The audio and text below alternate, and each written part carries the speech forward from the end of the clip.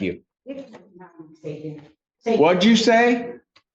Ma'am, you better bring her back here. Bring her back here, Alan.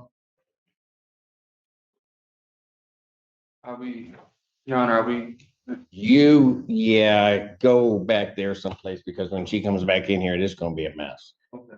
okay. What'd you say? Ma'am, you better bring her back here. Bring her back here, Alan. Your Honor, Yeah, go back there someplace because when she comes back in here, it is gonna be a mess. okay. Carla Green versus Dustin Mickles. State your names. Carla Green. Antoinette. Dustin. All right. Where are we on this, folks? Because, I filed the proper paperwork. well, I don't know that you did. Okay, so here's the problem. I don't think that I have subject matter jurisdiction over the case, and let me just explain it so everybody knows what I'm talking about. In order for the court to obtain subject matter jurisdiction over the case, I have to have a proper notice to quit. When we were here, and I kind of explained it the last time that we were here. When we were here the last time, you were indicating to me that you gave them a notice to quit on the case. I didn't have it in my file. And I kept asking you, well, when did you serve it on them? Because I think they were saying they hadn't gotten a notice to quit. So I said that I had to have the one that has the proof of service on it. And I adjourned it out to give you an opportunity to correct that. Because if it had been served, it was. So you filed with the court a notice to quit. And importantly, on the notice to quit that you filed, it says that they had to move by February 28th, 2025. And that you served it on them March, as I'm looking at it here, March 10th, 2025 is what it looks like to me. And it says it's served by first class mail. Assuming this document to be true, I don't have jurisdiction over the case. And in fact, I'll just say this, this document, if that's the March 10th date, it can't be true. Because you can't tell someone they have to move by the 28th of February and not give them notice that they have to move until March 10th. The only way that this notice, as it is signed by you, can make sense is if it were served on them on March 10th, they would have until April 11th or April 10th in which to move. So when I look at the face of the documents, this notice is invalid. With the dates that are on here, it can't be true. Additionally, went with that notice to quit, had this file, had the police officer do it the correct way, because that's what I was told to do from this court. The notice to quit. You said that I had to show proper paperwork of me serving them the correct way. So the first time I served them was And we went through this the last time. You gave me, and when you were talking about the police officer serving, that's the service of the summons and complaint. That I don't necessarily, as I'm looking at it, have a problem with, that they would have received a summons and complaint from the court. They would have had an officer or somebody show up to serve that. That I'm not having the issue with, and that's what I was trying to explain at the last year. Because the document you handed me that you were talking about that. What I told you was the notice to quit. I didn't have a copy of when it was served on that. Gave you the opportunity, you said you did, I gave you the opportunity to correct it. I'm not sure what date it was received, but the document that we received that was received by the court is a notice to quit to recover possession of the property. I will say two things about that. First of all, it doesn't match the top portion of that notice to quit does not match what I have in the file, which leads me to believe that it's not the document that was served on them if it was served. Even aside from all of that, and so in reality, it's not a valid notice to quit.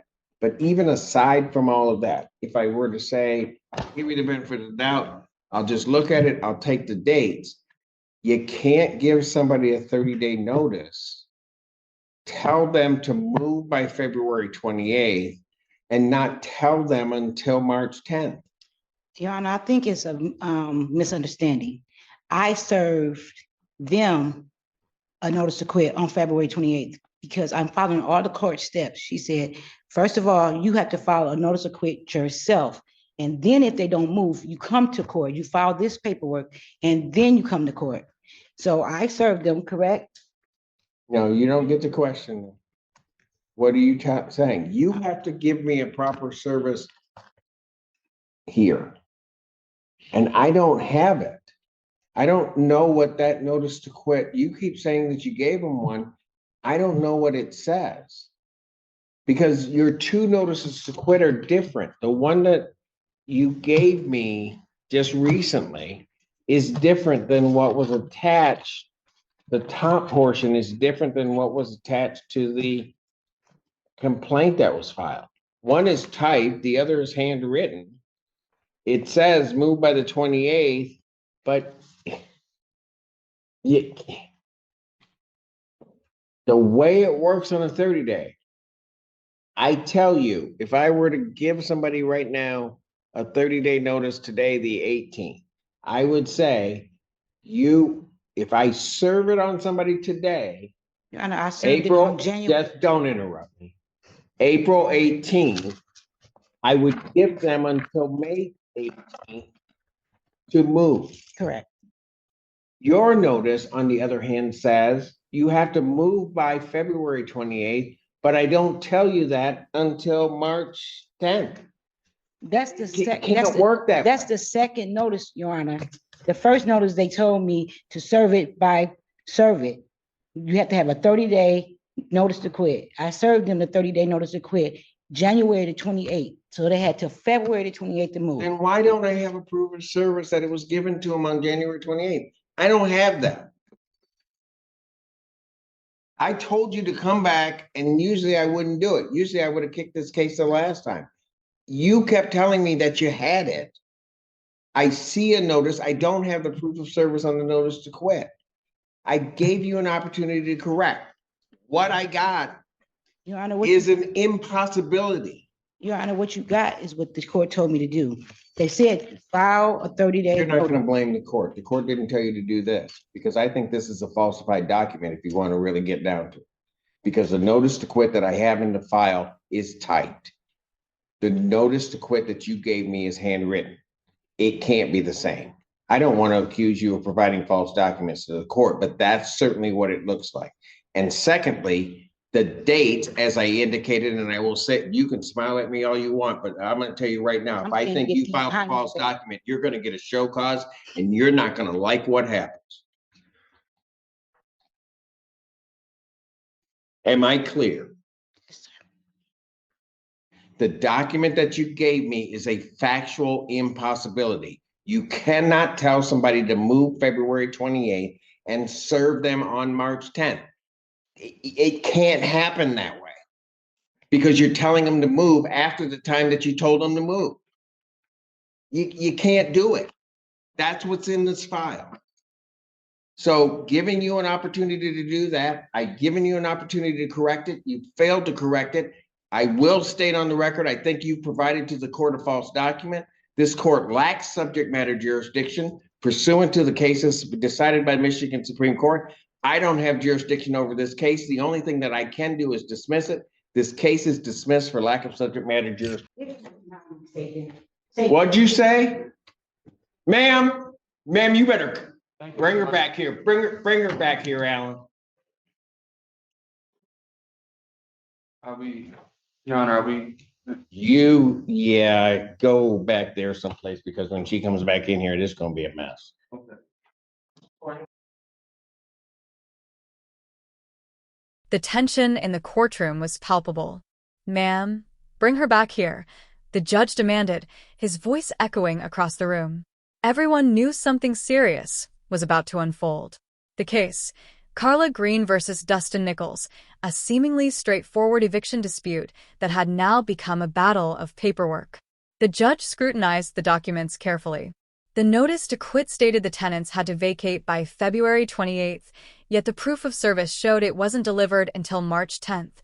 You cannot tell someone to move by February 28th and notify them on March 10th, the judge said, his tone sharp and unwavering. The discrepancy was impossible. The dates simply did not match. The courtroom fell silent as he explained that this notice, on its face, was invalid. The tenants' rights had been overlooked and the integrity of the filing process was in question. The tension was thick. Every eye in the room followed the judge closely, sensing the weight of the moment. This wasn't just a technicality, it was a test of justice itself. Balance Scale, the landlord, Carla Green, insisted she had followed every court instruction, serving the notice exactly as required. But the judge was not convinced. Two different versions of the notice existed, one typed, one handwritten, and neither matched the proper legal requirements. "It can't be the same document," he said firmly, highlighting the potential for serious legal consequences. He warned that filing false documents could result in a show cause order, something no party would want to face. The courtroom was tense. This was no longer just a procedural error. It was about the integrity of the entire legal process. After reviewing all filings, the judge reached his conclusion. The court lacked subject matter jurisdiction. Without proper notice, he could not proceed. The only option was to dismiss the case. Immediately, the gavel came down, echoing through the room, and the case was closed. Everyone understood the gravity of what had happened. Justice had been upheld, and this dramatic courtroom moment would not soon be forgotten. Balance Scale,